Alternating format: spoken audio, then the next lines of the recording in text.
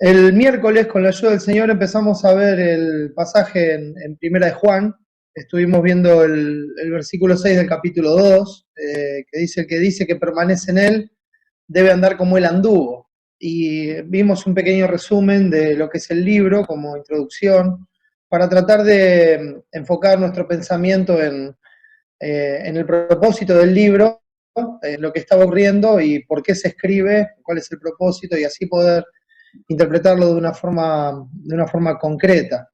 Un periodo, como dice Juan, en el cual habían salido muchos anticristos, ¿verdad? En el capítulo 2, si me acompañan por un momento ahí, versículo 18 al 20, dice: hijitos, ya es el último tiempo, y según vosotros oísteis que el anticristo viene, así ahora han surgido muchos anticristos, por esto conocemos que es el último tiempo. Salieron de nosotros, pero no eran de nosotros, porque si hubiesen sido de nosotros, habrían permanecido con nosotros, pero salieron para que se manifestase que no todos son de nosotros. Pero vosotros tenéis la unción del Santo y conocéis todas las cosas. Entonces, en medio de esta situación y lo que estaba creciente con respecto a los falsos maestros y al espíritu del anticristo, que como también vimos la semana pasada en Apocalipsis y también compartimos, la palabra no solamente significa en oposición a Cristo, sino que es una persona que quiere tomar el lugar de Cristo. O sea, es un usurpador, es una persona que quiere recibir lo que solamente Dios es digno de recibir, como la honra, la gloria, la alabanza, la atención, la admiración. Entonces, hombres que están buscando eso para sí mismos, como también dice el Señor Jesús, el buscar la propia gloria no es gloria. Entonces, estos hombres hacen esto, y la característica es que estos hombres salieron de la misma iglesia. O sea, él está diciendo de la misma membresía de la iglesia, del cuerpo de Cristo. Estos hombres salieron porque no eran del cuerpo de Cristo. Entonces llegó un momento donde ya no soportaron la verdad, la sana doctrina, la confrontación con el pecado, y al no querer cambiar sus vidas y realmente no poder cambiarlas por no estar Cristo en ellos, ellos salen de la iglesia y luego vuelven como personas seductoras que dicen ser hermanos, que dicen amar a los hermanos, que dicen querer a todos y querer ayudarlos con la verdad y ofreciéndoles su favor, su consejo y tratando de seducirlos para llevarlos tras de sí, como Pablo también dice a los Gálatas, que vimos el otro día. Están buscando gloriarse de ustedes, o sea, gloriarse de aquellos que los siguen y decir: ves, mirá, se vinieron conmigo, no está más con vos, etcétera, etcétera.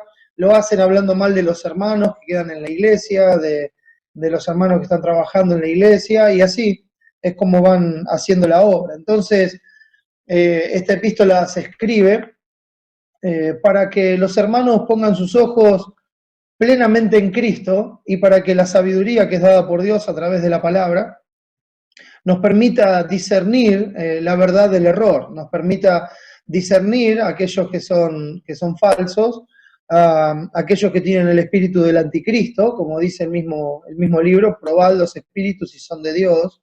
La palabra para probar, del griego dokimazo, que significa poner una cosa al lado de la otra para ver si son iguales. Entonces uno debe probar si lo que la persona dice es igual a lo que dice la palabra, y si no es lo que dice la palabra, no es conforme a la palabra, no solamente sus palabras, sino su vida, entonces ese espíritu no viene de Dios. Por más que tenga apariencia de piedad, su vida está negando la eficacia de la piedad, no ha sido transformado, no hay cambios, no hay crecimiento, solo hay palabrería, solo hay una religión externa, solo hay una sensualidad en cuanto a la búsqueda de satisfacer los sentidos de los que los escuchan y así atraerlos hacia sí mismos. Entonces, él marca una diferencia grande en el libro acerca de lo que se dice y lo que se hace. Entonces hay una diferencia bien marcada, por eso él constantemente dice: si decimos, pero el que dice, y así. Entonces va haciendo un contraste entre hablar solamente y la forma de vida. Entonces, decir y no hacer no condice con una nueva vida en Cristo, con una nueva criatura en Cristo. No hay un fruto de la obra de Dios, no hay un fruto de la salvación. Entonces, ese contraste es lo que se marca y tratamos de ponerlo en la forma más clara posible. Y eso es el deseo, el anhelo, mi oración a Dios para hoy seguir viendo el pasaje y poder entender el hilo de la epístola y verlo de una forma clara, para que uno pueda ver esto no como una enseñanza lejana, sino como algo que es lo que realmente es, algo provechoso y útil para todos los días de nuestra vida, para las situaciones que vivimos, para el tiempo presente de la iglesia, porque de eso se trata. Entonces, lo primero que vimos en el libro, de las cosas que él había escrito, en el capítulo 1, después de dar ese testimonio apostólico de Cristo, ¿no? De haberlo visto, de haberlo contemplado, de haberlo oído, de haberlo tocado, de haber estado con él, de que no era nada más que una imagen, ni un espíritu, sino que era alguien tangible, real, alguien verdadero, alguien que habitó entre ellos y vieron su gracia, vieron el rostro de Dios en el Señor Jesucristo. Entonces, lleno de gracia y de verdad. Entonces, dando ese testimonio apostólico, él dice en los versículos 5 y 6 del capítulo 1, este es el mensaje que hemos oído de él y os anunciamos, Dios es luz y no hay ningunas tinieblas en él. Si decimos que tenemos comunión con él y andamos en tinieblas, mentimos y no practicamos la verdad. Entonces, cuando dice andamos, el griego peripateo, que significa andar alrededor, eso está hablando de la conducta de vida de la persona. Entonces, la persona puede decir que tiene comunión con Dios, puede decir que está bien con Dios, puede decir lo que quiera, pero la verdad es una sola, Dios es luz, no hay ninguna tinieblas en él, él es santo, santo, santo, entonces la comunión con él no es en pecado, la comunión con él es en santidad, sin la cual nadie verá al Señor. Entonces hay algo que es contrario entre lo que se dice y lo que se vive. Una persona no puede decir que está bien con Dios y que ama a Dios si hay un pecado manifiesto en su vida. Ahora, ¿cuál es ese pecado? ¿A dónde apunta toda la epístola? Bueno, eso es lo que vamos a tratar de desarrollar. Hemos visto acerca del falso profeta, cuando estuvimos viendo Apocalipsis 13, que tiene una característica que es inimitable por el impío. O sea, el verdadero cristianismo, el verdadero Hijo de Dios, tiene algo que el impío no lo puede imitar. Lo puede aparentar, y puede ponerlo en palabras, pero no lo puede imitar, es algo que no le nace, no lo tiene, porque no tiene a Dios. Entonces eso es lo que marca realmente la diferencia. Y Juan lo dice bien aquí, cuando dice el que no ama, no ha conocido a Dios, porque Dios es amor. Entonces, esa falta de amor que se manifiesta en la relación con los hermanos en la comunión, es la muestra, la prueba de que no conoce a Dios. Porque si conociera a Dios, el amor de Dios, como ya hemos visto, hubiera sido derramado en sus corazones por el Espíritu Santo, y entonces amarían a Dios y por amor a Dios amarían a los hermanos. Entonces, avanzando en esto, hay una progresión aquí, como si esto fuera una escalera que va ascendiendo y que nos muestra, desde este texto que leímos recién hasta el texto que vimos el miércoles, pasando del 6 y llegando hasta el versículo 11. Y quisiera que suba conmigo estos escalones, que vayamos viendo esta progresión que se hace, porque va, como buen maestro, va añadiendo sobre lo que se dice. Nos dice que Cristo realmente es Dios, que ellos comprobaron esto, y entonces nos da la característica de Dios, el carácter de Dios, y lo va describiendo así. Dios es luz y no hay ninguna tinieblas en él, santo, puro, ese sería el primer escalón. Entonces, en el versículo 6, que también lo leímos, nos dice que las tinieblas y la luz no tienen comunión. Entonces las tinieblas y la luz no tienen comunión. Ve, una cosa va saliendo de la otra. Dios es santo, Dios es luz, no hay ninguna tiniebla. Entonces, si avanzamos, quiere decir que el pecado no tiene comunión, no hay comunión con las tinieblas. Y esto nos lleva al tercer escalón. En el segundo veíamos andamos, ¿verdad? Si decimos que tenemos comunión con Él y andamos en tinieblas, o sea, practicamos las tinieblas. ¿Y qué son las tinieblas? Bueno, versículo 7 nos muestra, dice, pero si andamos en luz como Él está en luz, tenemos comunión unos con otros y la sangre de Jesucristo, su Hijo, nos limpia de todo pecado. Entonces ahí nos muestra que las tinieblas es el pecado, que la comunión es en la santidad, en la luz, en el carácter de Dios. Entonces esa comunión, cuando hay dos hijos de Dios que están teniendo comunión con Dios por medio de Jesucristo, una comunión en santidad, la comunión en la iglesia lo que va haciendo es purificarnos, limpiarnos. La sangre de Cristo, el sacrificio de Cristo, hace su obra eficaz, nos confronta con nuestro pecado, nos exhortamos, nos animamos mutuamente, nos estimulamos al amor y a las buenas obras, a abandonar el pecado y a darle la gloria a Dios. Entonces, vemos que las tinieblas es el pecado. Entonces, cuando dice andamos en tinieblas, andamos en pecado. Entonces no tenemos comunión con Dios, porque Dios es luz y no hay ninguna tinieblas en Él. Entonces seguimos subiendo la escalera, esa comunión en luz nos limpia de pecado, y llegamos al quinto escalón, en el versículo 8, que dice, si decimos que no tenemos pecado, nos engañamos a nosotros mismos y la verdad no está en nosotros. Entonces, negar el pecado, o sea, pecando, es pecar mintiendo. Entonces, uno no ve el pecado, o lo ve y lo niega, o no lo considera pecado, entonces está pecando, porque no llama pecado lo que Dios llama pecado, entonces lo sigue practicando, y al mismo tiempo está pecando mintiendo, porque dice que no tiene pecado. Y eso no es verdad, porque el mismo texto nos dice, nos engañamos a nosotros mismos, y la verdad no está en nosotros, porque Dios dice que hay pecado en nosotros y que somos pecadores. Entonces, ninguno de nosotros es impecable, el único que es impecable es el Señor Jesucristo, su justicia nos cubre, pero nosotros, en nuestro andar diario, pecamos y necesitamos de la gracia de Dios cada día para que perdone nuestros pecados, y eso es el próximo escalón, ¿no? Que hay perdón del pecado por la obra de Cristo, que se nos ha anunciado para que tengamos comunión.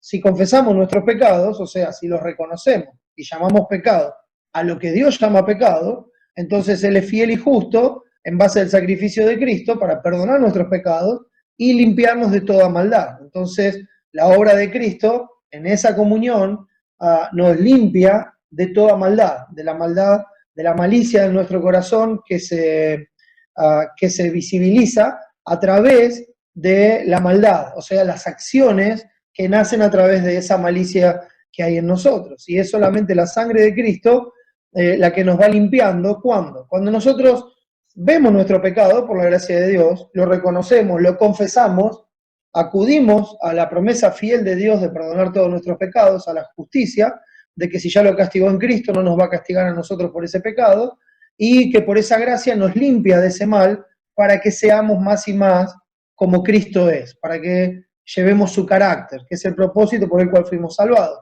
Entonces seguimos avanzando, porque negar esta realidad atenta directamente contra el carácter de Dios. Negar nuestro pecado, negar que nosotros pecamos, es atentar directamente contra el carácter de Dios.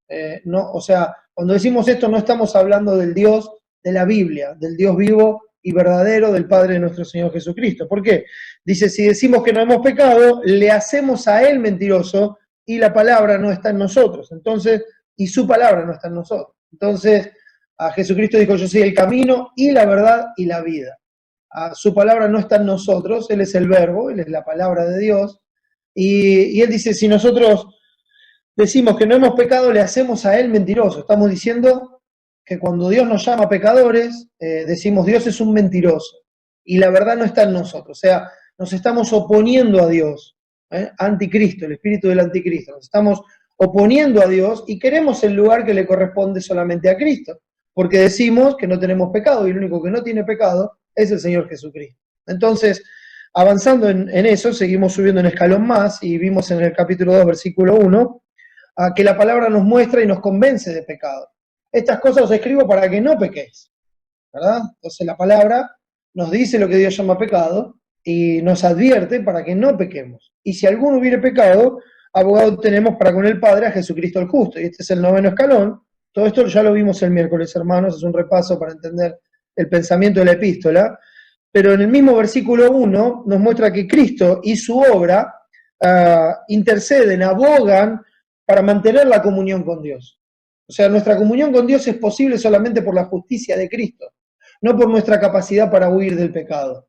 Nosotros somos pecadores por naturaleza, no practicamos el pecado porque Cristo vino para terminar con el dominio del pecado en nuestra vida, ya no somos esclavos, somos libres. Entonces hoy, si pecamos lo hacemos voluntariamente, no porque nos estén forzando. Entonces nosotros comprobamos lo que es agradable al Señor para no pecar.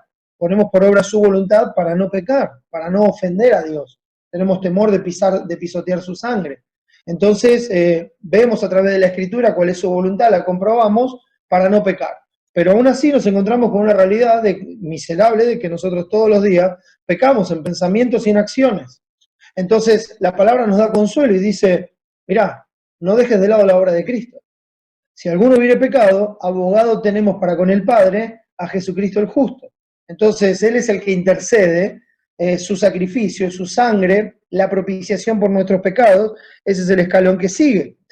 Su sangre es la que cubre, o sea, su sacrificio, su muerte redentora, es la que cubre todos nuestros pecados. La ira de Dios, el castigo de nuestra paz, fue sobre Él, fue derramado sobre el Señor Jesucristo, así fue satisfecha su justicia, toda su ira castigó todos nuestros pecados en Cristo. Entonces su sacrificio cubrió por completo el acta de los decretos que nos era contrario, y ya los que están en Cristo no hay ninguna acusación.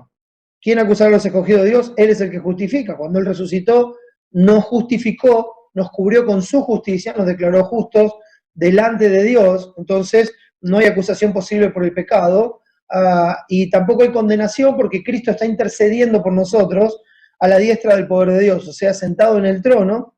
Él intercede por nosotros como ese mediador, como ese abogado, y dice al Padre, bueno, esto yo ya lo pagué en la cruz.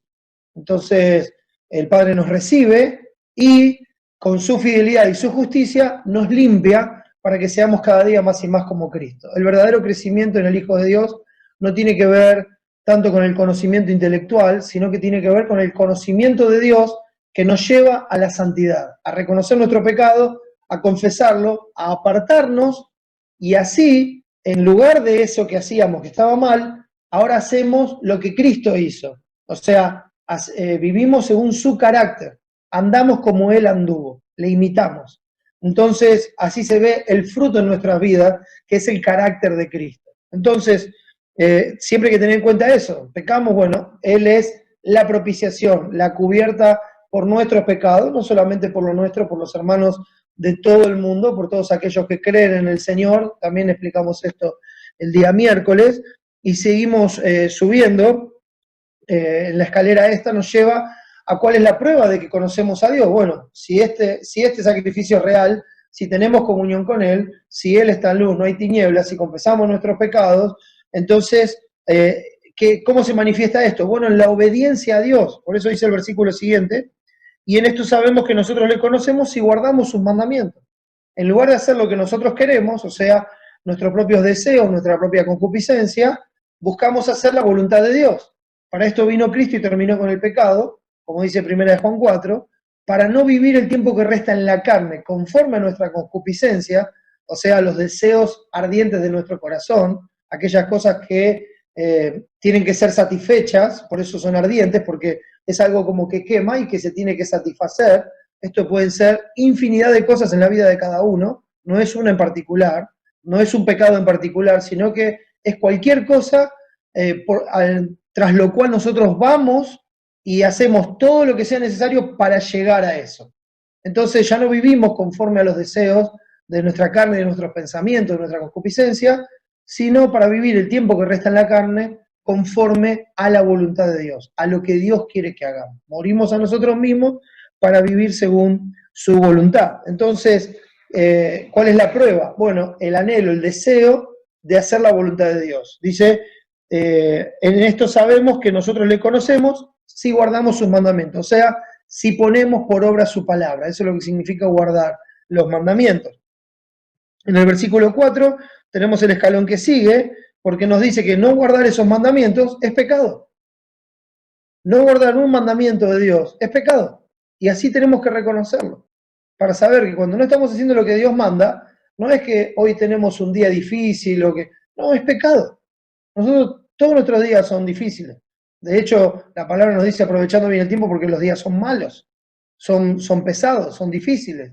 Entonces, hay que aprovechar el tiempo en esos días malos para darle la gloria a Dios, brillando en la oscuridad, en las tinieblas, mostrando la luz de Cristo. De eso se trata. De no conducirnos en las mismas tinieblas que los demás, sino conducirnos con el carácter de Cristo, dando luz en medio de las tinieblas. Entonces, dice el versículo 4, el que dice, yo le conozco y no guarda sus mandamientos, el tal es mentiroso y la verdad no está en él. Otra vez, el que dice y no hace. Dice, yo conozco a Dios, yo soy un cristiano. Sí, pero estás viviendo como el demonio. Entonces hay algo que no está bien acá. Vos decís que sos cristiano, pero a los cristianos se los llamó cristianos por primera vez en Antioquía porque su conducta era como la conducta de Cristo. Fueron limpiados por la palabra que les fue enseñada durante un año por Pablo y Bernabé, y ellos cambiaron su forma de vivir, y las personas empezaron a ver a Cristo en la vida de los hermanos. Y a los discípulos se los llamó cristianos por primera vez en Antioquía. Entonces, el cristianismo no es algo que es una confesión nominal de labios, sino que es una confesión de vida. Es la forma en que vivimos, lo que dice de quién somos, a quién servimos, en quién creemos y qué es lo que estamos haciendo. Entonces, si uno dice, yo le conozco, pero después dice, no guarda sus mandamientos, o sea, no hace su voluntad, el tal es mentiroso y la verdad no está en él. Otra vez dice, no solamente no quiere, sino que no puede por más que lo intente.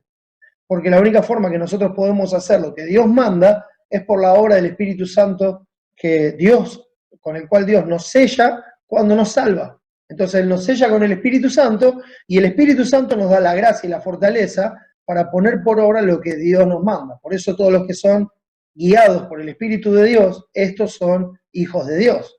Y por eso el Espíritu se pone a nuestra carne para que no hagamos lo que nosotros quisiéramos, sino lo que Dios manda en lugar de eso.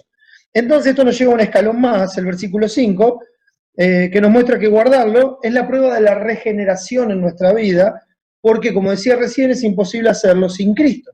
Dice un pero el que guarda su palabra, en este verdaderamente el amor de Dios se ha perfeccionado, por esto sabemos que estamos en él. Cuando uno ve a alguien que guarda la palabra, los aplausos no son para la persona que guarda la palabra, sino que la gloria es para Dios, porque nosotros sabemos que para nosotros es imposible hacerlo.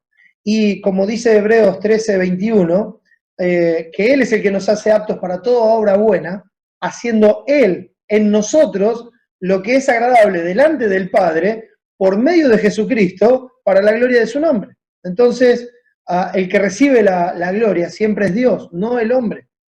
Es como dice también Pedro 4, cuando dice que si hablamos, hablemos conforme a la palabra de Dios, y si ministramos, o sea, si servimos, tenemos que hacerlo conforme al poder que Dios da, para que en todo Dios sea glorificado, no el hombre. No se trata acá de reconocimiento, no se trata de aplausos para el hombre. Si uno busca eso, como dice Cristo en Mateo 6, de cierto te digo que ya tienen su recompensa. No se trata de eso. Se trata de que cuando uno ve a alguien que está viviendo como Dios manda, lo que dice es, gloria a Dios. Eso es nada más que la gracia de Dios. Y eso es lo que resalta que la persona verdaderamente conoce a Dios. Porque si no fuera por la obra del Espíritu Santo en su vida, no lo podría hacer. Entonces hay muchas cosas religiosas que se pueden aparentar. Aún se puede aparentar el amor con algunas acciones, pero como vimos también en 1 Corintios 13, el domingo pasado, podemos hacer todas las cosas que tienen que ver con la religión, pero sin amor no nos sirve de nada, no somos nada y somos como algo inútil, que no tiene ningún sentido, como el címbalo que resuena o el metal que resuena o el címbalo que retiñe, ¿verdad? Entonces es algo que es inútil, que no sirve para el propósito que fue creado. Entonces el amor hace la gran diferencia, por eso el amor de Dios se perfecciona, se madura en uno y eso se va viendo en las obras que se hacen por amor a Dios, porque Dios es digno. Entonces, si me amáis, guardad mis mandamientos. Entonces avanzamos un poquito más y subimos otro escalón más en el versículo 6, que es el que vimos el miércoles. Permanecer en Cristo es manifestar su carácter andando, practicando, en obediencia y agradando a Dios. Si el que dice que permanece en él, debe andar como él anduvo. Entonces, que no venga nadie diciendo, no, yo soy de Cristo, yo creo en Cristo, yo hago las obras de Cristo, y después su vida es otra cosa totalmente diferente a lo que la palabra dice. Hermanos, nosotros no somos perfectos y estamos muy lejos de serlo. Cometemos errores como cualquiera. Aún uno piensa en David, que dice, David, un varón conforme al corazón de Dios.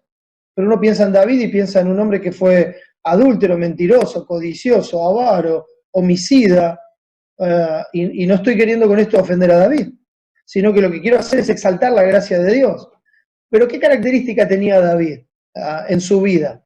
Que las veces que fue confrontado con su pecado, por la palabra de Dios, en aquel caso, en aquel momento por el profeta enviado, y la palabra de Dios lo confrontó con su pecado, hizo lo que Dios quiere que hagamos cuando somos confrontados con nuestro pecado. Reconoció su pecado, lo confesó, se apartó y alcanzó la misericordia de Dios, como tenemos el testimonio en la palabra. Entonces hoy nosotros también podemos ser hombres y mujeres conforme al corazón de Dios, no porque somos impecables, sino porque hacemos lo que Dios nos manda.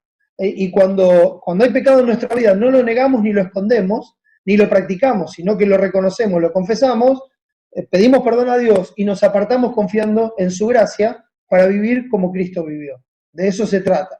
Entonces el que dice permanece en él debe andar como él anduvo. Cristo fue perfecto en todo. Y si lo ponemos como vara, siempre nos vamos a sentir frustrados. Pero por eso se resalta que Él es fiel y justo para perdonar, que su sangre es la propiciación por todos nuestros pecados, y así el resto del libro. En esto consiste el amor, en que Él envió a su Hijo en propiciación por nuestros pecados. Entonces siempre el punto es mostrarnos que Dios es santo, mostrarnos que debemos vivir como Él, que nosotros no llegamos, pero cuando reconocemos que no llegamos por nuestro pecado, si lo confesamos, Él es fiel y justo para perdonarnos. Y nos mantiene en comunión la obra de Cristo, no lo que nosotros hacemos o dejamos de hacer, ¿verdad? Entonces, es importante ver que debemos andar como Él anduvo. ¿Y cómo anduvo Cristo? Haciendo la voluntad de Dios y agradándole en todo. Y hoy Dios nos ha dejado la mente de Cristo, que es la Escritura y el Espíritu Santo, para que nosotros podamos discernir cuál sea la buena voluntad de Dios, agradable y perfecta, y ponerla por obra. ¿Y a dónde lleva todo esto? ¿A dónde lleva todo esto? Bueno, los versículos que siguen, el 7 al 11, es el último escalón que vamos a subir por ahora, nos muestra ese mandamiento que es imposible de imitar. Entonces él va a ese lugar y después de decirle que no guardar los mandamientos es pecar, que en pecado es tinieblas si no hay comunión con Dios, etcétera, etcétera, todo lo que se desprende, les dice, este es el mandamiento. Miren, versículos 7 al 11 del capítulo 2 de Primera de Juan, dice así, hermanos, no os escribo mandamiento nuevo, sino el mandamiento antiguo que habéis tenido desde el principio. Este mandamiento antiguo es la palabra que habéis oído desde el principio. Sin embargo, os escribo un mandamiento nuevo que es verdadero en él y en vosotros, porque las tinieblas van pasando y la luz verdadera ya alumbra. El que dice que está en la luz y aborrece a su hermano, está todavía en tinieblas. El que ama a su hermano permanece en la luz y en él no hay tropiezo. Pero el que aborrece a su hermano está en tinieblas y anda en tinieblas y no sabe dónde va porque las tinieblas le han cegado los ojos. Le preguntaron a Cristo cuál era el primer y gran mandamiento y él dijo amar al Señor con todo el corazón, con toda el alma y con toda la mente. O sea, amar a Dios con todo el ser. Poner todo lo que uno es y todo lo que uno tiene en servicio y obediencia a aquel que vivió, murió y resucitó por nosotros y que su amor nos constriñe a amarlo con nuestra vida, negándonos a nosotros mismos como Él lo hizo por nosotros. Y el segundo mandamiento es semejante a este. Amarás a tu prójimo como a ti mismo. ¿Por qué? Porque lo que Dios manda, que nosotros debemos hacer por amor a Él, es amar a nuestros hermanos. Alguien que está con nosotros en esta reunión, siempre me acuerdo de esa frase y la he compartido varias veces, pero dice una frase que describe bien a la iglesia de nuestros tiempos, que la iglesia es como un instituto de ciegos, se aman todos pero no se pueden ni ver, ¿verdad? Él se va a reír y se va a acordar de esto. Pero es lo que pasa en medio nuestro. Ah, sí, amamos a los hermanos. No, pero con aquel no me junto, con aquel no hablo, con aquel no quiero estar, si aquel está en la misma habitación yo me voy. Imagínense. Si eso es el amor de Dios, entonces estamos todos perdidos nosotros, porque Dios jamás se quisiera juntar con nosotros si es así. Jamás, porque Él es luz y no hay ninguna tinieblas en Él. Entonces, ¿a dónde apunta? Bueno, esto es lo que pasa con estos falsos maestros que vienen separando a la iglesia, dividiendo a la iglesia, hablando mal de uno, hablando mal del otro, apuntando contra... Eso no es amor, no cumple el mandamiento de Dios y están en pecado. Y no solamente están en pecado, sino que ellos, ¿qué dicen? No, pero yo estoy bien. No, sí, no estamos más en la iglesia, no venimos a la iglesia, ahora nos juntamos en casa, pero yo estoy bien, tengo comunión con Dios, estoy bien con Dios, hablo con Dios todos los días. Oh, eso es contra la palabra, eso es hacer a Dios mentiroso. Porque está pecando, no reconoce el pecado, no lo confiesa, no se aparta y todavía dice que tiene comunión andando en tinieblas. Está practicando alevosamente, deliberadamente, un pecado manifiesto, que es no amar a los hermanos, no poder tener ese amor que Cristo tiene para con nosotros, en ese perdón que cubre multitud de faltas y multitud de pecados. Entonces, muestra este mandamiento que es imposible de imitar. Este mandamiento es amar al hermano. Dice, no es el mismo mandamiento de siempre. Y ahora tiene una novedad de este mandamiento, que es lo que Cristo dice en Juan 13, 34 y 35. Este es el mandamiento nuevo que les doy. El mismo del principio. Que os améis unos a otros. Cristo dice, como yo os he amado. Ahora tenemos un modelo para seguir de amor. Ahora sabemos cómo se manifiesta el amor de Dios. Como Cristo lo manifestó en su vida. Entonces, esa es la novedad en el mandamiento que tenemos desde el principio. Que ahora uno no puede decir, pero yo no sabía que tenía que amar así. No, sí, ahora sabes, porque Cristo vino, manifestó el amor de Dios en su vida y nos dejó ejemplo para que sigamos sus pisadas. Entonces, ahora, si queremos llamar amor a lo que hacemos, tenemos que amar como Él amó. Esa es la medida, esa es la regla. Y eso es por lo que nosotros vamos a ser juzgados. Esa es la medida con la que Dios mide nuestro amor, no nuestra idea, no nuestros sentimientos o emociones, sino el comportamiento del cual Dios es digno. Esa es la razón. Entonces ese comportamiento del cual Dios es digno nos lleva a guardar sus mandamientos y a vivir como Él vivió. Entonces, el falso queda expuesto en su trato con los hermanos. Enseguida queda expuesto el falso en su trato con los hermanos. Dice que ama, pero fulano, mengano y sultano, mejor tenerlos lejos. ¿Vio? No, yo amo a los hermanos, pero a aquel y al otro que confiesan a Cristo, mejor tenerlos lejos, mejor no tratar con ellos, ¿verdad? Dice que ama, pero a este hermano puntual no le habla. No, sí, es un hermano, lo amo, voy a pasar la eternidad con él, fue cubierto por la sangre de Cristo, Dios lo salvó, le perdonó los pecados, pero yo no soy Dios, prefiero tenerlo lejos. ¿Se da cuenta la incoherencia de las palabras y la fragilidad de ese evangelio que no refleja el carácter de Dios? El falso dice que ama, pero de y de aquel habla mal y chismea sin problema. No tiene problema. Recuerden lo que dice Levítico 19:16, no andarás chismeando entre tu pueblo, no atentarás contra la vida de tu prójimo. Este pasaje es muy importante para nosotros porque nos muestra que el chisme, que la murmuración, es atentar contra la vida del hermano. Y uno no puede hacer eso. Es un homicida, es lo que describe Primera de Juan, como el que aborrece a su hermano es un homicida. Lo compara con Caín, que era hijo del maligno y que terminó físicamente matando a Abel. Pero acá lo que dice es que hay muchos que matan a los que deben vivir y dan vida a los que deben morir. Entonces, dice Levítico 19:16, no andarás chismeando entre tu pueblo, no atentarás contra la vida de tu prójimo, yo Jehová. El 17 dice, no aborrecerás a tu hermano en tu corazón, razonarás con tu prójimo para que no participes de su pecado. ¿Se da cuenta? No aborrecerás a tu hermano en tu corazón. No vas a tener un problema sin resolver con tu hermano. Razonarás con tu prójimo, vas a ir a hablar con él, vas a tratar el problema. Por eso las instrucciones de Cristo diciendo, si estás ofendido, vos que estás ofendido tenés que ir a hablar con el que te ofendió. Porque por ahí el otro ni siquiera está enterado que te ofendió. Entonces vos sos el que tiene que ir a hablar con el otro. Y si no lo haces, estás desobedeciendo las instrucciones de Dios, el mandamiento de Dios, y estás en pecado. No digas que tenés comunión con Dios si tenés algo sin resolver.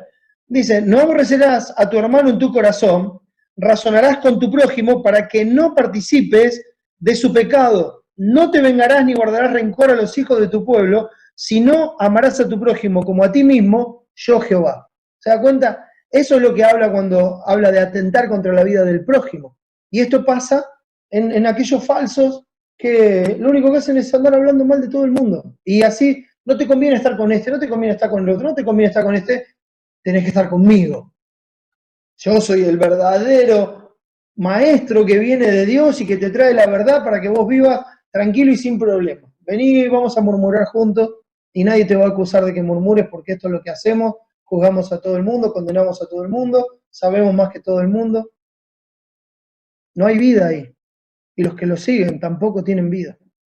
No hay nada de Dios ahí. Dice que ama, pero con mal, perdón, o sea, dice, sí, yo amo, pero con tal y cual tiene diferencias y problemas sin arreglar y mejor no trata con ellos. Mejor no tratarlo. Pero dice, razonarás con tu propio. Cristo nos manda a hablar con el hermano que nos ofendió. Hay que arreglarlo. Porque si no lo arreglamos, el problema lo tenemos nosotros y lo tenemos con Dios, porque estamos pecando contra Él y la verdad no está en nosotros. Entonces, desobedece voluntariamente. Ah, ¿para qué voy a ir a hablar? Es en vano, no tiene sentido, no me va a escuchar. Bueno, pero en la palabra nunca está esa cláusula, no dice, mirá, andá y si te escucha. Bueno, el texto dice, andá y habla con tu hermano. Si te escucha, ganaste al hermano. Si no te escucha, seguí. Andá con testigos, llevarlo a la iglesia, si no te escucha.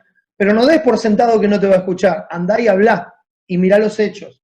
Entonces, seguí las instrucciones. Y al que sabe hacer lo bueno y no lo hace, le es pecado. Entonces, Cristo nos dejó la forma de resolverlo. Hay que hacer lo que Dios manda. Y bueno, ese es el amor a Dios, guardar sus mandamientos. Entonces, el falso murmura y deja que murmuren, sin ningún problema. Se alimenta de eso. Dice que no se preocupen, que están bien con Dios, en comunión. Mienten, mienten, hermanos, mienten. No tratan con sus hermanos, no obedecen los mandamientos, no siguen las instrucciones de Dios. Pecan deliberadamente. Es más, dicen, sí, yo sé lo que Dios dice, pero no es el caso. No, acá no se obra así. Nosotros hacemos las cosas diferentes. Nosotros lo dejamos solo a un costado hasta que se pudre y se canse y se vaya. En ningún lado dice eso la palabra, mis hermanos. Andan en tinieblas, no tienen comunión con Dios ni con los hijos de Dios. Hacen a Dios mentiroso, niegan que su conducta sea pecaminosa. Entonces dicen, bueno, Dios es mentiroso porque Él dice que hay que hacer esto, pero yo no lo hago. Y estoy en comunión con Dios, entonces Dios es un mentiroso. Promueven una doctrina alternativa, lo digo entre comillas, por si se acepta, una doctrina alternativa que no los acuse en su pecado y que apacigüe sus conciencias que están corrompidas. Entonces dicen, bueno, esto es así, pero no es tan así. Eso no es. El uso es tinieblas. No hay un término medio, un término gris. Entonces se hacen maestros de estas doctrinas alternativas y arrastran a los que son como ellos. Los arrastran. ¿Por qué? Porque hay personas que están buscando escuchar lo mismo.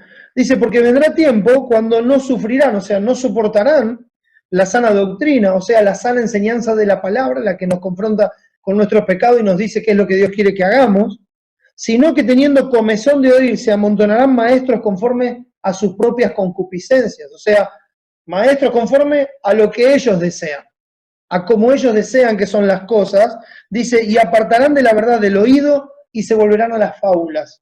O sea, fábulas, es el único lugar donde podrán vivir sin conflictos, en una fábula, no en la verdad. Entonces prefieren generar una fábula que no tiene que ver con la verdad, que puede estar basada en algún punto de la verdad, pero es una fábula. Toman la verdad y la tuercen para su propia perdición, generan una fábula, una doctrina que no existe, o alivian una doctrina de una forma que no hay que aliviarla, para tratar de justificar su comportamiento, y aquellos que creen igual van atrás de ellos, y se van. Y ahí están con ellos. Se amontonarán maestros conforme a sus propias concupiscencias, a sus propios deseos. Y entonces en esa fábula pueden vivir sin conflicto. Claro, nadie los acusa de nada si todos hacen lo mismo. Todos piensan lo mismo, todos están contentos con lo mismo. Los hacen dos veces hijos del infierno y los llevan directo a la condenación. Porque hablan de Dios pero no conocen a Dios. Entonces amar al hermano es un mandamiento que atraviesa como prueba concluyente toda la epístola de Primera de Juan. Con esta verdad, mis hermanos, y con el propósito en mente, vamos a ver el texto que sigue. Y Yo espero que esto compartido hasta aquí, por eso tomé el tiempo, alinee nuestro pensamiento en el sentido de la epístola. Que podamos ver las cosas como Dios las ve, como se las dio a Juan para que las escriba. No dividamos la epístola, tiene capítulos, versículos, pero sabemos que es una sola carta, que está unida, que tiene un propósito y que como un buen apóstol del Señor, como un buen anciano del Señor, como un buen maestro, Él va desarrollando esto partiendo desde el testimonio del Evangelio, del carácter de Dios, para mostrarnos nuestro pecado, para mostrarnos qué es lo que le agrada a Dios y llevarnos por medio de la obra de Cristo a vivir de esa manera. Entonces es una carta de ánimo, de exhortación, para llevarnos a ser partícipes de la santidad de Dios, confrontarnos con nuestro pecado y también darnos las herramientas y la sabiduría para poder discernir qué es lo que viene de Dios y qué no viene de Dios. Nuestro texto clave de hoy será el versículo 17, que dice así: y el mundo pasa y sus deseos, pero el que hace la voluntad de Dios permanece para siempre. Y el mundo pasa y sus deseos, pero el que hace la voluntad de Dios permanece para siempre. Y así como antes oró nuestro hermano Mariano por el mensaje, yo quiero orar por la porción que sigue y que el Señor nos dé sabiduría y nos guíe para que podamos ver las cosas como Él las ve. Oremos, hermano. Amado Padre, queremos rogarte en el nombre de Cristo, nuestro Señor y Salvador, aquel que murió por nosotros y que hoy intercede por nosotros y que quitó el pecado de en medio para que tengamos comunión contigo. Te queremos rogar por medio de Él, por sus méritos, por su justicia, que nos ayudes a amarte con todo nuestro ser. De eso se trata, Padre, de amarte con todo nuestro ser. De que podamos poner todo lo que somos y todo lo que tenemos para amarte solamente a ti. Y Padre, si te amamos a ti en todas las cosas, amaremos también a los que han sido engendrados por ti y aún a nuestros enemigos, como tú nos has enseñado. Llevaremos el carácter de Cristo, que nos amó cuando éramos sus enemigos, que nos salvó cuando le aborrecíamos y huíamos de Él, que nos dio vida cuando estábamos muertos en delitos y pecados, que nos libró para que hoy podamos servirle con todos nuestros miembros en la justicia. Te ruego, Padre, que nos ayudes y que podamos ver las cosas como tú las ves. Danos la sabiduría de lo alto y te pido, Señor, que me ayudes a mí, que me toca compartir esto con mis hermanos, para que tu palabra sea clara, que podamos gozarnos en Cristo y ponerlo por obra para así disfrutar de ti, Señor, y darte la gloria en todo. Gracias, Padre, por este tiempo. Bendice tu palabra, lo pedimos en el nombre de Jesús. Amén. No se asuste, estamos como en la mitad, espero que el resto nos ayude. Dice así: cuando uno mira este pasaje, lo que encuentra es constantemente contrastes. Así lo presenta Juan, y es necesario presentarlo así, porque son cosas que son totalmente opuestas.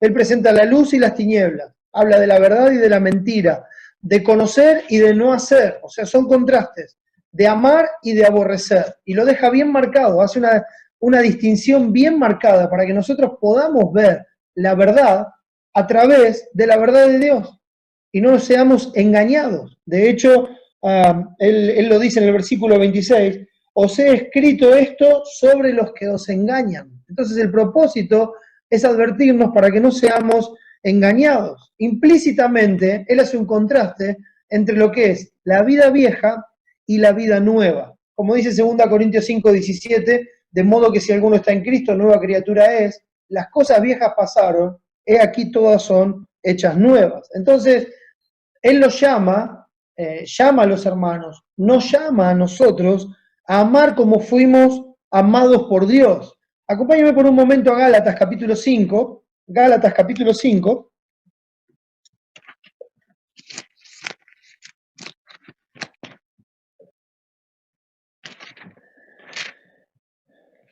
Y en Gálatas capítulo 5 vamos a ver los versículos 13 al 16, dice así la palabra de Dios.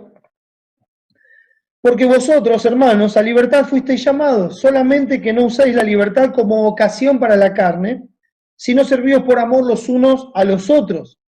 Porque toda la ley en esta sola palabra se cumple: amarás a tu prójimo como a ti mismo. Pero, si os mordéis y os coméis unos a otros, mirad que también no os consumáis unos a otros. Digo pues, andad en el Espíritu y no satisfagáis los deseos de la carne. Entonces hay una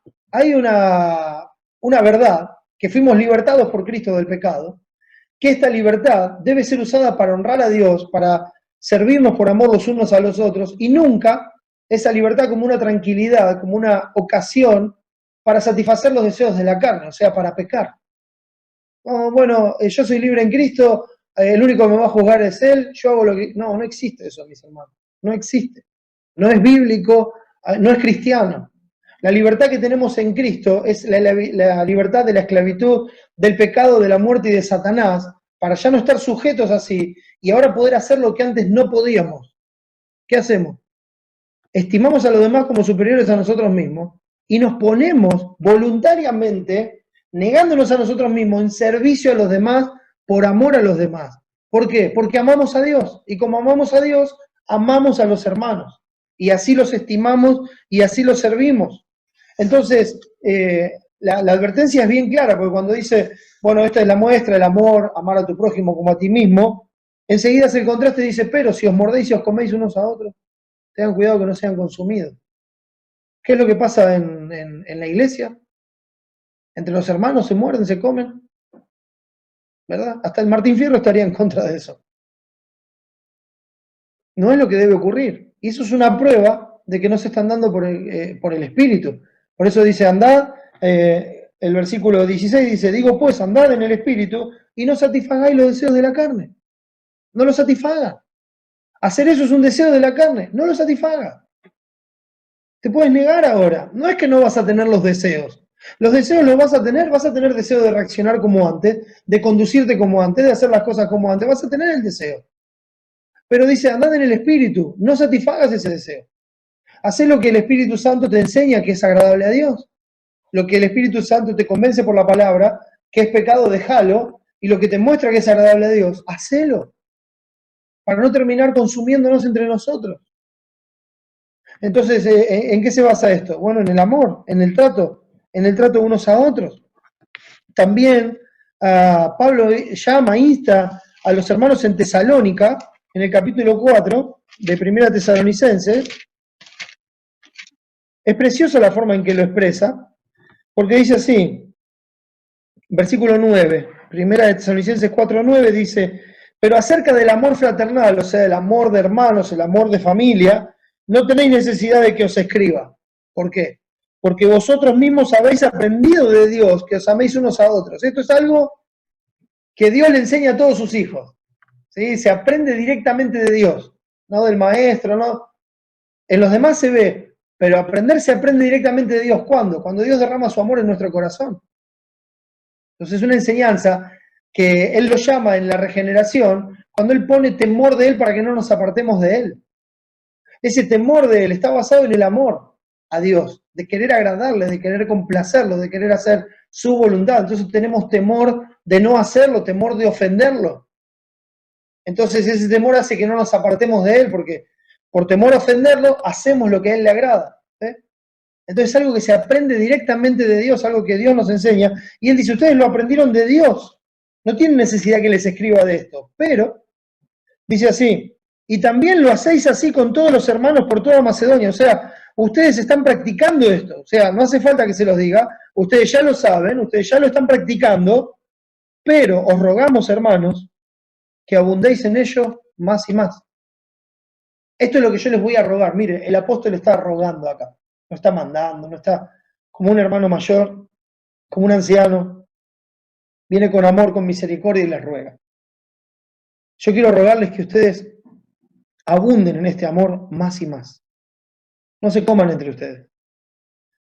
Aprovechen la libertad para servir a sus hermanos, para vivir por los demás como Cristo se negó a sí mismo y vivió por nosotros y se entregó en servicio hasta la muerte y muerte de cruz.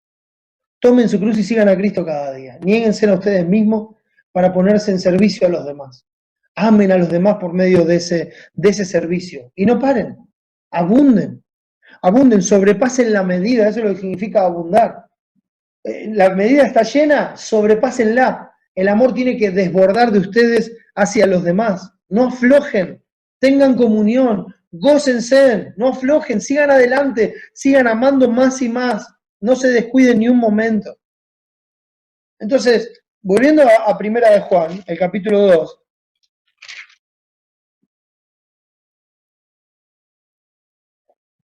fíjense que este es un mensaje que Juan le escribe a toda la iglesia. ¿Y cómo lo expresa? Bueno, miren, esto está expresado en un sentido espiritual profundo y a la vez uno podría decir hasta poético en la forma de expresarlo. Pero él lo dice así, versículo 12 al 14 dice, os escribo a vosotros, hijitos, porque vuestros pecados os han sido perdonados por su nombre. Os escribo a vosotros, padres, porque conocéis al que es desde el principio. Os escribo a vosotros, jóvenes, porque habéis vencido al maligno. Os escribo a vosotros, hijitos, porque habéis conocido al Padre. Os he escrito a vosotros, padres, porque habéis conocido al que es desde el principio.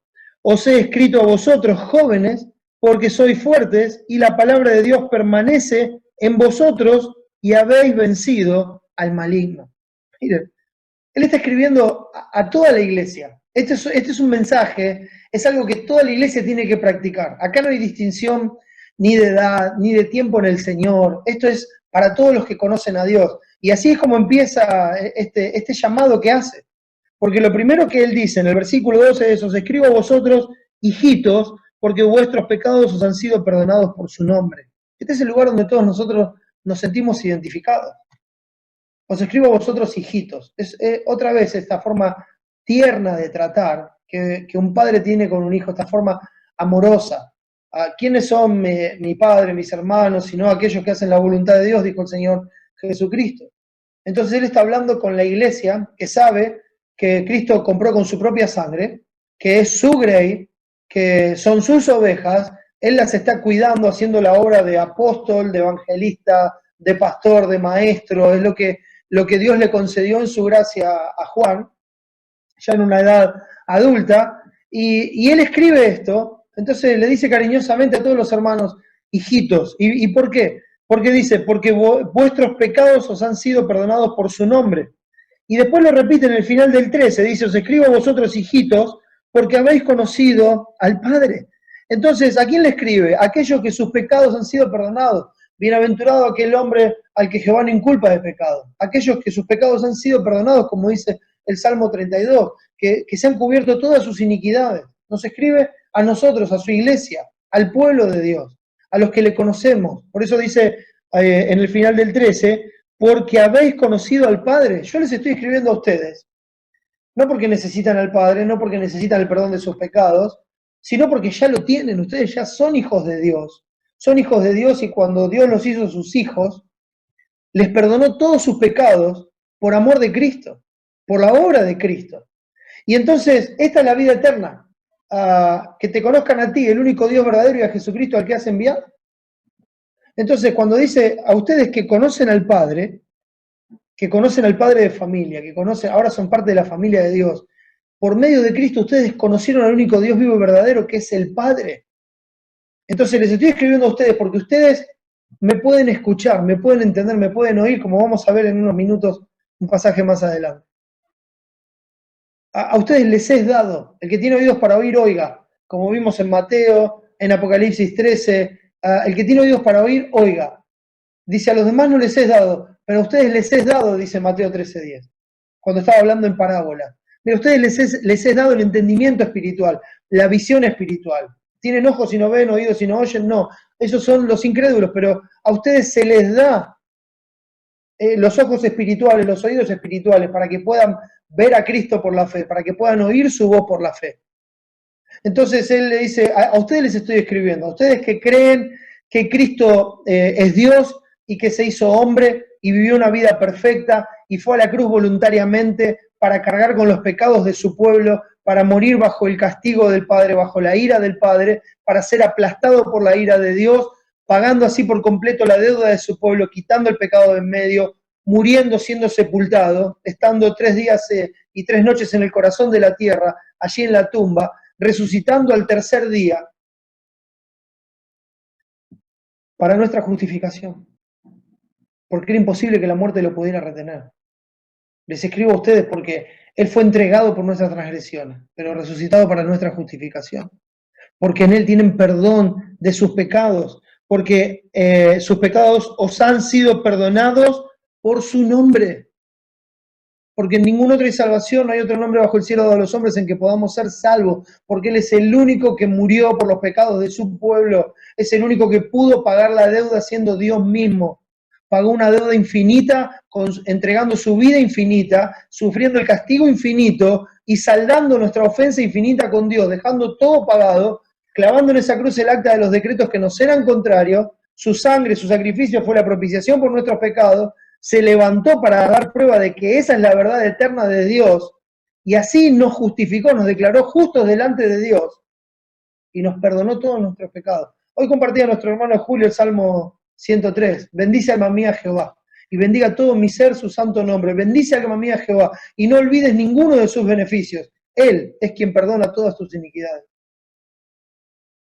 Todas las iniquidades. Entonces, ¿a quién le escribe? A los creyentes, a los que conocen al Padre, a los hijos de Dios. Le está escribiendo a todos en general. Y ahora hace una distinción sobre los creyentes, porque dice así, le habla a los padres, os escribo a vosotros, padres. Miren, si esto fuera una expresión cronológica, lo correcto sería hijitos, jóvenes, padres, ¿verdad? Pero es hijitos, vamos a padres, después vamos a jóvenes. O sea, no es una expresión cronológica.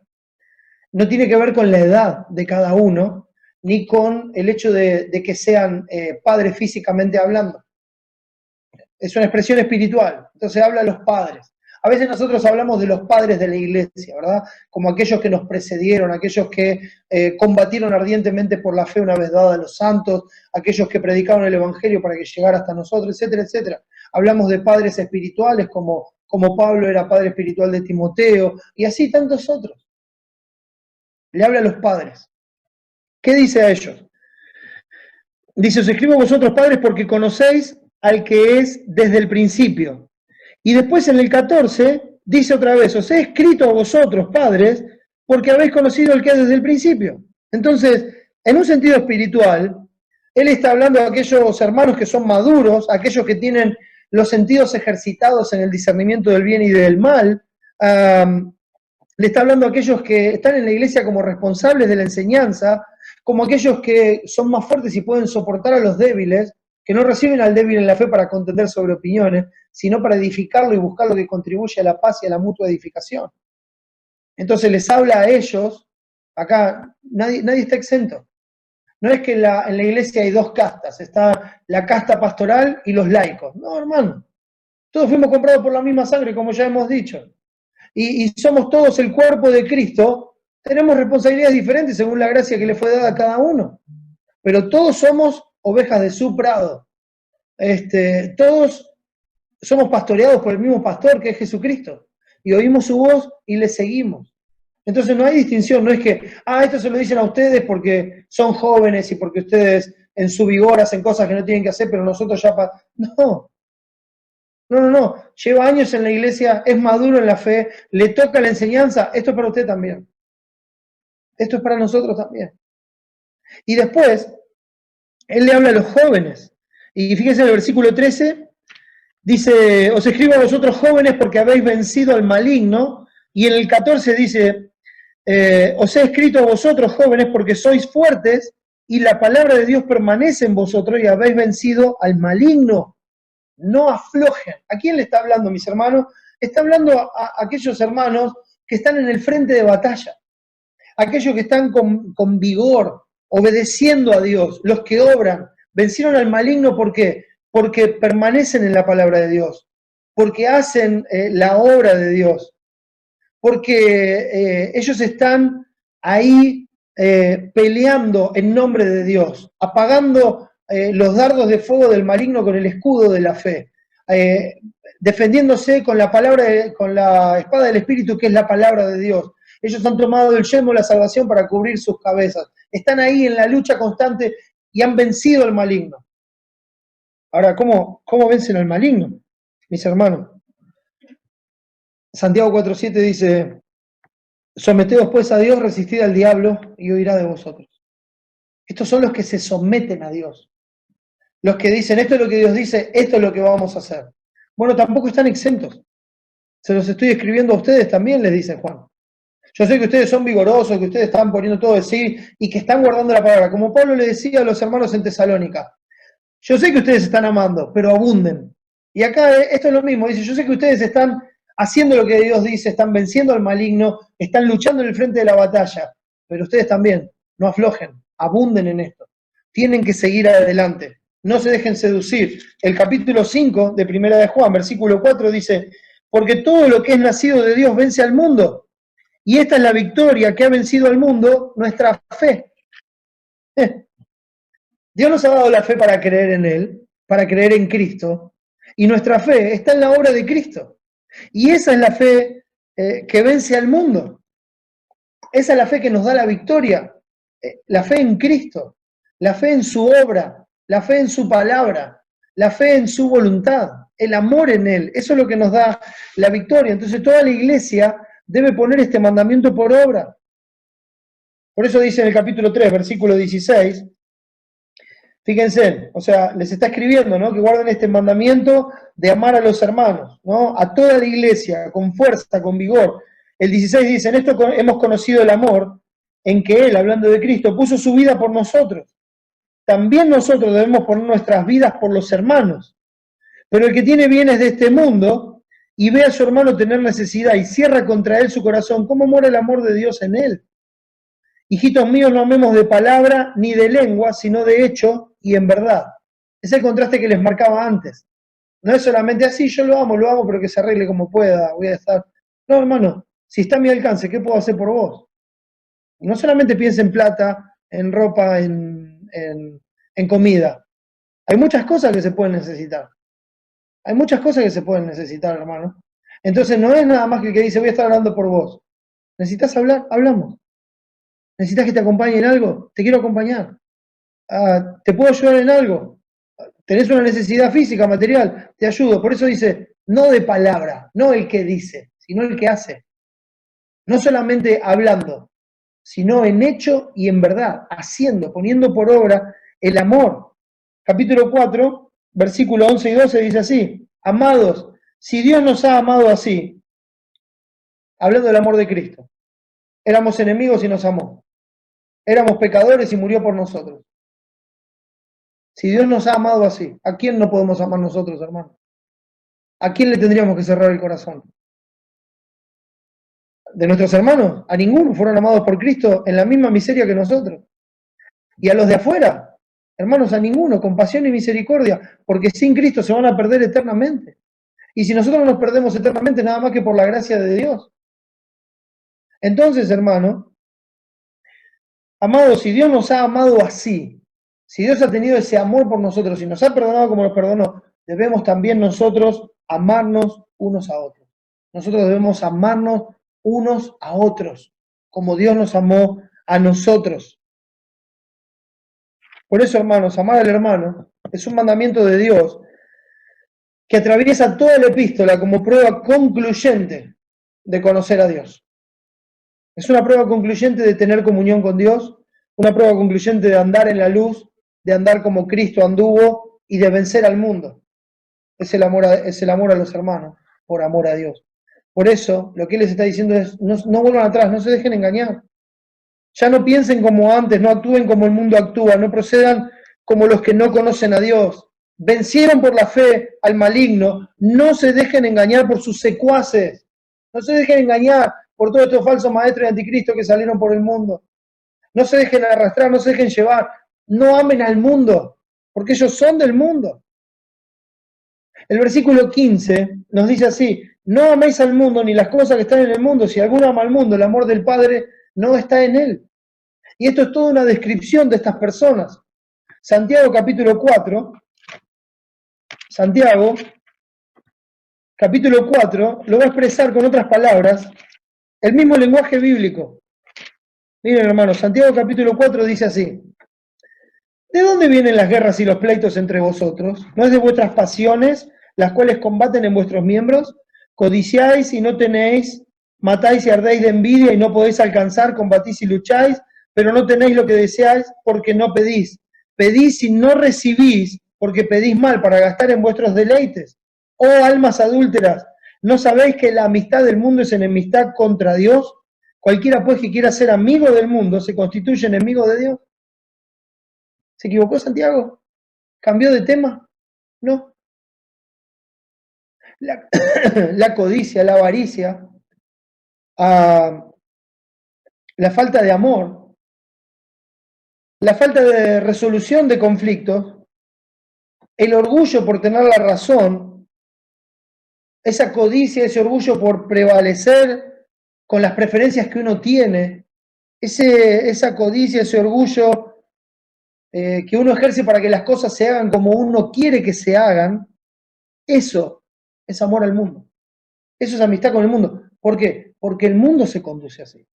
Ese es el pensamiento del mundo. Ese es el trato que el mundo tiene. Esa es la forma en que el mundo arregla las cosas. Cuando hablo del mundo, hablo de los que no conocen a Dios. Porque así lo muestra la Escritura. Los que no tienen al Padre y no tienen al Hijo. Eso es amar al mundo, estar en amistad con el mundo, comportarse como el mundo, desear las cosas que este mundo desea. Amar a Dios es guardar sus mandamientos, obedecer, poner por obra los mandamientos de Dios. El amor al mundo es igual, hermanos.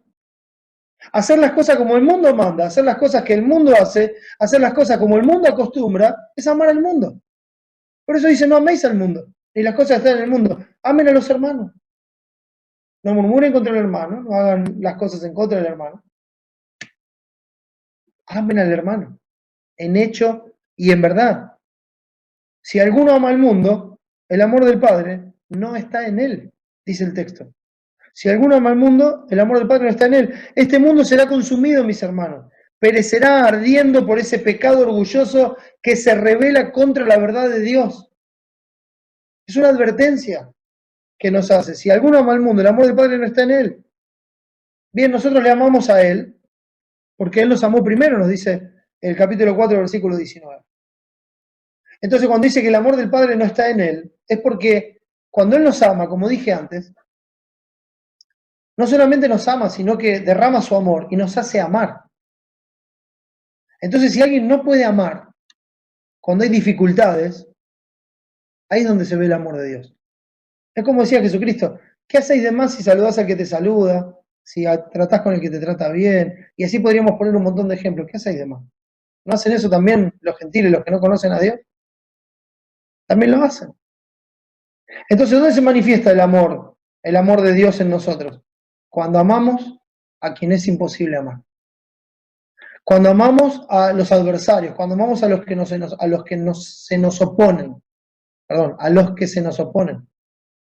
Ahí es cuando se manifiesta el amor de Dios. No cuando todo va bien. El amor de Dios se manifiesta cuando podemos amar a aquellos que hicieron todo lo posible para que no los amemos.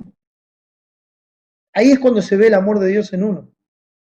¿Cuánto más a los hermanos? ¿Qué podría ser un hermano que nos separe de él de tal forma que ya no tengamos comunión con él? Pensémoslo. Si es un hermano en la fe y Cristo ha cubierto todos sus pecados y ha pagado todos sus pecados y los ha quitado definitivamente de en medio y Dios los perdonó completamente, ¿acaso yo voy a poner en duda la obra de Cristo y voy a reclamar por ese pecado con el que pecó contra mí, que ya fue puesto en Cristo y ya fue pagado por Él? ¿Acaso soy yo más justo que el Señor para reclamar algo que Cristo ya pagó? No, hermanos, no. Por eso se tiene que ver el amor a los hermanos y cubre multitud de pecados, multitud de faltas. ¿Por qué? No es que es cómplice o hace pasar el pecado y dice, no, está bien, y es cómplice del pecado diciéndole, no, seguí así, no pasa nada. No.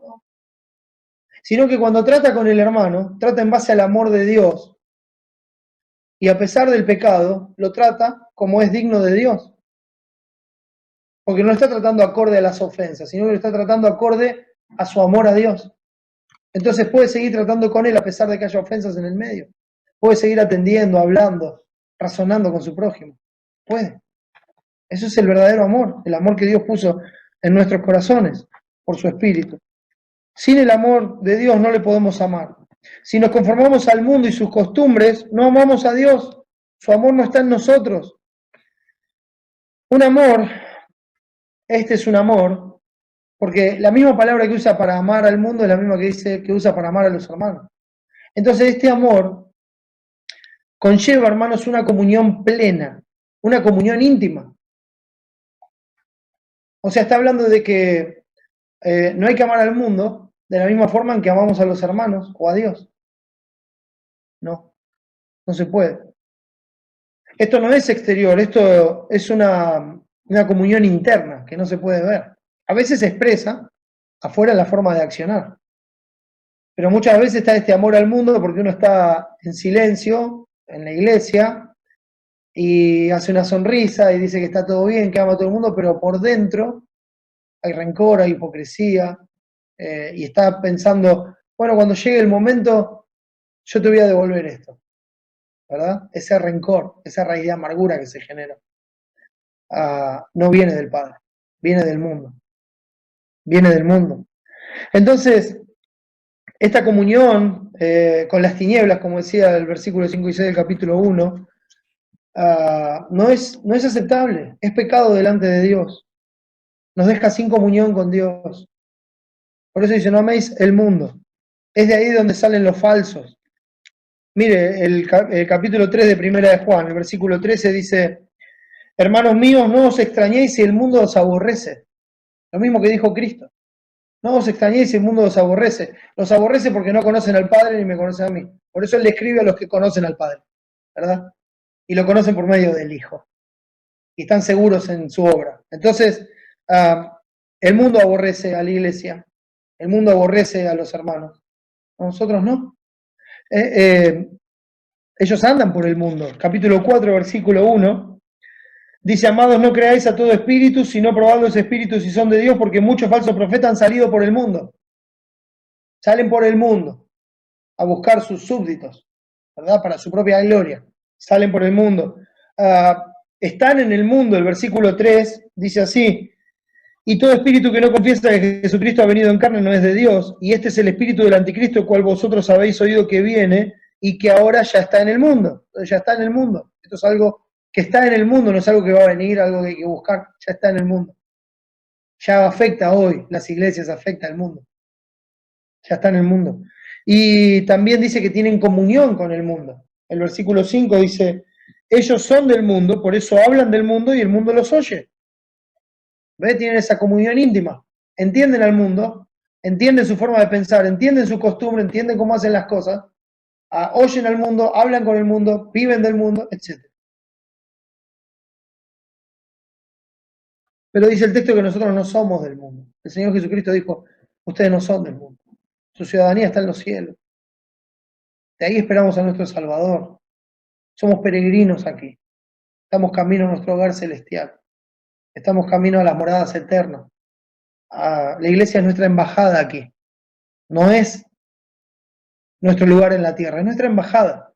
Es un pedacito de aquella gloria venidera en la tierra. Y después estamos en terreno enemigo. Y estamos nada más que de paso, camino al paraíso con nuestro Señor. Por eso nosotros vencimos el mundo. Jesucristo dijo, en el mundo tendréis aflicción, pero confía, yo he vencido al mundo. Por eso te decía, esta es nuestra fe que vence al mundo. La fe en la obra de Cristo, porque Él venció al mundo. El versículo 4 de este mismo capítulo dice, hijitos, vosotros sois de Dios y los habéis vencido. ¿Por qué? Porque mayor es el que está en vosotros que el que está en el mundo. Cristo es mayor que el mundo, Él ya venció al mundo.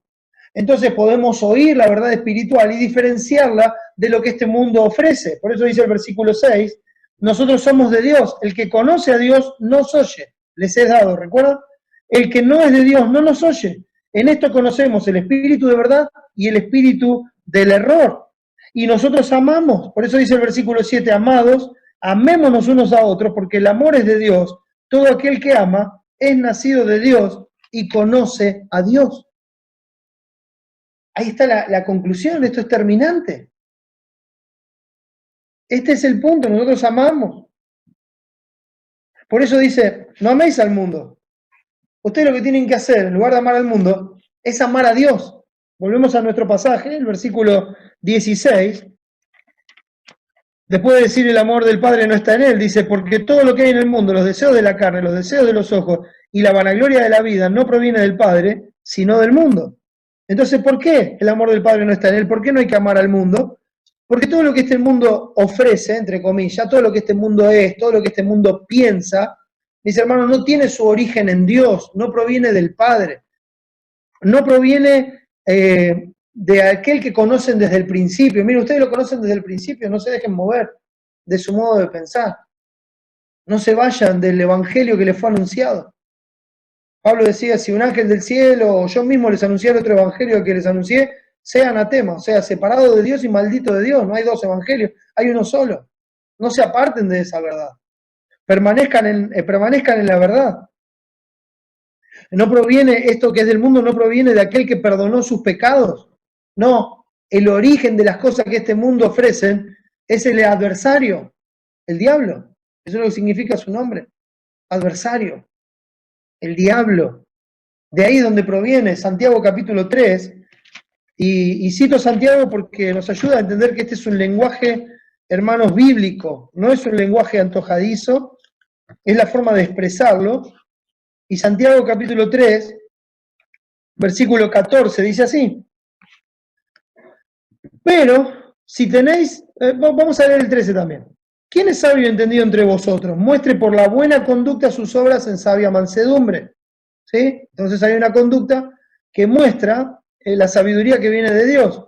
Pero, si tenéis celos amargos y contención en vuestro corazón, si tu corazón está cargado con celo, con contención, no os jactéis, ni mintáis contra la verdad. No se jacten como si no tuvieran pecado, ni mientan contra la verdad, haciendo a Dios mentiroso, diciendo que eso no, que no es así, que no es malo, que está bien, ¿verdad?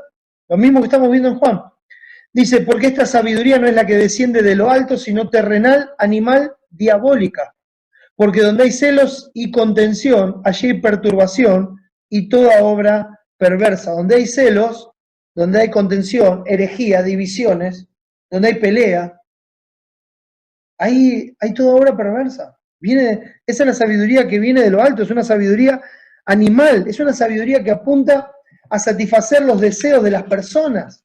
Judas lo expresa muy bien en su epístola, unas hojitas más adelante,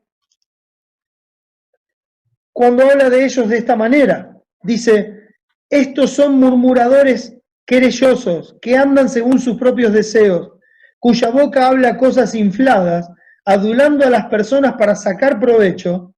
Pero vosotros, amados, tened memoria de las palabras que antes fueron dichas por los apóstoles de nuestro Señor Jesucristo, los que os decían, en el posterior tiempo habrá burladores que andarán según sus malvados deseos, y esta es la definición. Estos son los que causan divisiones, los sensuales, que no tienen al Espíritu. Estos son los que causan divisiones, los sensuales, que no tienen al Espíritu. ¿Qué quiere decir sensuales? Bueno, ellos andan por los sentidos, por la satisfacción de la carne. Por ejemplo, ¿a qué se refiere? Porque a veces uno asocia sensualidad con un tipo de pecado, y no es así. O sea, también incluye ese pecado con el que uno lo puede asociar. Pero esto de satisfacer los sentidos, por ejemplo, tiene que ver con querer tener la razón. ¿Está mal querer tener la razón? Y yo le voy a decir algo, mire, el único que tiene la razón es Dios. Y yo tengo la razón cuando estoy de acuerdo con Dios. Y cuando no estoy de acuerdo con Dios, no tengo la razón. Porque Él es la verdad, no yo. Entonces, ¿está mal querer tener la razón? Y si yo quiero tener la razón cuando no es lo que Dios dice, está mal.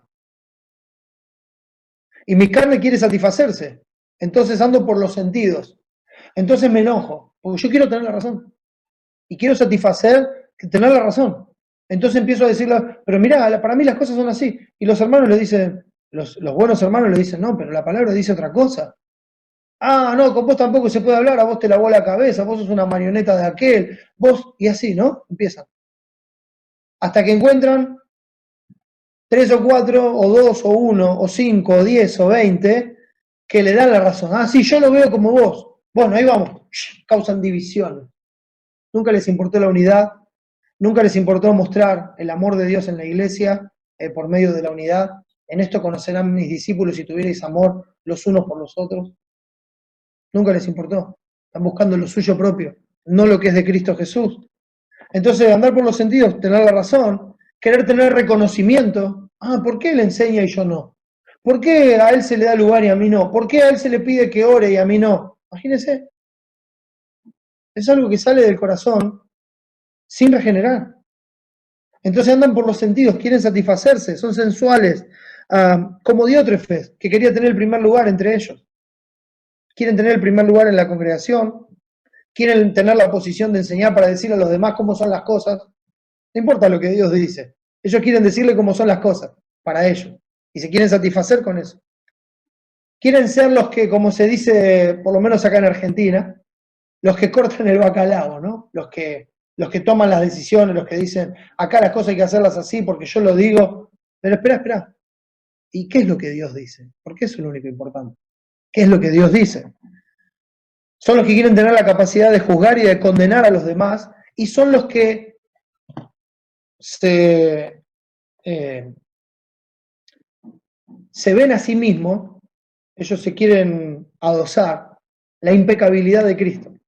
Ellos quieren decir, yo estoy bien, yo estoy en comunión con Dios, yo no tengo pecado. Así, de una forma orgullosa, juzgan y condenan a los demás, pero ellos están bien. Ellos ya saben todas las cosas, no hace falta que nadie les diga nada. Al contrario, lo que hay que hacer es seguirlos a ellos. Wow. Eso es ser sensual. Eso es no tener el espíritu. Eso causa divisiones. Y a los que causan divisiones, después de una y otra amonestación, deséchalos, porque no son de Dios, no son parte del cuerpo de Cristo. Entonces, esta actitud no viene del mundo, no es el amor del Padre, no es el fruto del Espíritu, no es el carácter de Cristo. Cuando habla de los deseos de la carne, habla de los sentidos. Cuando habla de los deseos de los ojos, habla de la puerta del alma. Es como dice Mateo 6:22, la lámpara del cuerpo es el ojo. Si tus ojos son buenos, entonces todo tu cuerpo va a estar bueno. Va a ser bueno. Pero lo que entra por acá, de lo que te alimentás acá, eso va directo al alma. Los deseos de la carne, los deseos de los ojos, la vanagloria de la vida. Eso habla del orgullo y de la codicia. Eso habla de la codicia y del orgullo. Eso habla del orgullo que produce codicia y eso habla de la codicia que produce orgullo. O sea, habla del orgullo y de la codicia. Es algo natural en nosotros. No sé si le dije de qué habla eso, de la vanagloria de la vida. Habla del orgullo y de la codicia en el corazón, que produce y promueve todos estos sentidos que quieren satisfacer. Falsos, sin el espíritu. Por esto, cuando él anima a los hijos de Dios, le dice, no amen al mundo ni las cosas que están en el mundo. El que ama al mundo, el amor del Padre no está en él. Porque los deseos de la carne, los deseos de los ojos y la vanagloria de la vida no provienen del Padre, sino del mundo. Por esto, hijos de Dios, no se olviden, no se tienen que olvidar. Versículo 17 dice que el mundo pasa y sus deseos. Pero el que hace la voluntad de Dios permanece para siempre. No se olviden. Miren, yo les estoy escribiendo este mandamiento nuevo, porque ahora es el mandamiento del principio. Se tienen que amar unos a otros, como Cristo los amó. Esta es la novedad. El que no ama aborrece. El que aborrece no es de Dios. Entonces, ámense unos a otros. Yo les escribo a ustedes, hijitos, porque sus pecados fueron perdonados, ustedes conocen al Padre. Les escribo a ustedes, padres, porque conocen al que es desde el principio. Les escribo a ustedes, jóvenes, porque ustedes han vencido al maligno, permanecen en la palabra, están haciendo lo que Dios manda. Les escribo a la iglesia, les escribo a todos ustedes, no aflojen, no se dejen llevar por el mundo, no se dejen arrastrar por los falsos, por aquellos espíritus que no vienen de Dios, no se dejen arrastrar por esa sensualidad, porque el mundo pasa y sus deseos. Todo lo que este mundo ofrece es totalmente pasajero. Todo lo que este mundo ofrece va a perecer. Es perecedero, es finito, es conmovible, ya tiene su final determinado en el día del juicio y todo lo que ofrece te lleva junto con él en su destino a la condenación, al castigo eterno, al lago que arde con fuego y azufre, que es la muerte segunda. Ese es el fin de este mundo. Es el fin de Satanás, o sea, el dragón, la bestia, el falso profeta, todos. Todo su sistema del mundo, todo su sistema de perdición de este mundo, que él domina y controla, tiene ya el fin determinado, la condenación eterna, y ahí va a ser echado Satanás.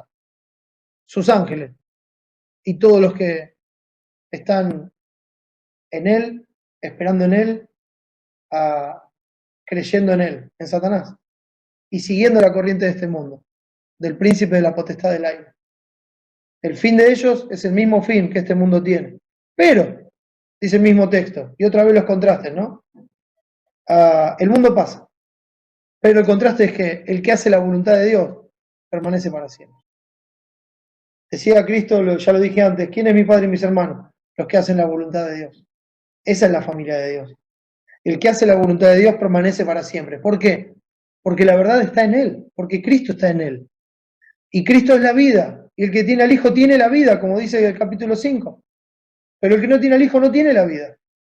Y si uno tiene la vida del Hijo de Dios, Juan 3:15 dice, todo aquel que aborrece a su hermano es homicida, y sabéis que ningún homicida tiene vida eterna permanente en él. Ahora, si tiene a Cristo, tiene la vida eterna permanente en él, porque Cristo es la vida. Y Él vino para que tengamos vida y para que la tengamos en abundancia. Por eso, mis hermanos, el que hace la voluntad de Dios permanece para siempre. No malgaste su vida en este mundo, porque perece. Ponga su vida y sus afectos en lo eterno, en lo que no perece. Aléjese de este mundo. Solo aquel que ha sido amado por Dios y sellado con el Espíritu Santo puede, por la gracia de Dios, mis hermanos, poner por obra la palabra, los mandamientos, venciendo al mundo por la fe en la palabra, en la obra redentora de Cristo. La voluntad de Dios, mis hermanos, es que amen a sus hermanos. Esto es la prueba de que somos hijos de Dios. No nos cansemos pues de hacer el bien, porque a su tiempo segaremos si no desmayamos. Amemos como fuimos amados por Dios. No sigamos las costumbres de este mundo. No sigamos las formas de este mundo, los métodos de este mundo, las cosas como este mundo las hace. Hagámoslas como Dios las hace, porque Él es digno. Él lo merece. Hermanos, hagamos la voluntad de Dios como prueba de que Cristo está en nosotros y permaneceremos para siempre. Anunciemos esta verdad a toda criatura. Prediquemos el Evangelio sin cansarnos. No importa lo que digan, no importa lo que hagan. Una y otra vez, digámoselo para que se arrepientan y vengan con fe a buscar la salvación en Cristo. Y así puedan tener vida eterna permanente en ellos. Y así puedan amar como fueron amados por Dios. Y si no, miremoslo con compasión y con misericordia. Y sigamos, hermanos, anunciando hasta el fin. Porque entre tanto que haya vida, hay esperanza. Hoy es el día aceptable, es el día de salvación. Si vienes a Cristo, Él te va a recibir porque no echa fuera a nadie. Si invocas su nombre, Él te salvará. Porque todo aquel que invocar el nombre del Señor será salvo. Y si eres un hijo de Dios, vive para Dios. Ama a Dios y ama a tus hermanos, haciendo la voluntad de Dios. Amén. Que el Señor nos bendiga, hermano. Vamos a orar. Amado Dios, gracias. Gracias por Cristo, por su obra redentora. Gracias porque nos salvaste cuando estábamos muertos en nuestros delitos y pecados. Y Padre, nos has dado tu espíritu y nos has dado tu amor para que te amemos a ti y de la misma forma que nos amaste podamos amar a los demás. Te ruego, Señor, que nos ayudes a vivir como es digno de tu nombre, a honrarte, a darte la gloria en todo. Gracias por este tiempo, Señor. Gracias por cada uno de mis hermanos. Te ruego por aquellos que no te conocen, para que vengan a Cristo. Y fortalece a tu iglesia para que pueda mostrar tu amor y que todos vean tu amor en tu cuerpo, Padre, para la gloria de tu nombre. Gracias por este tiempo, Padre.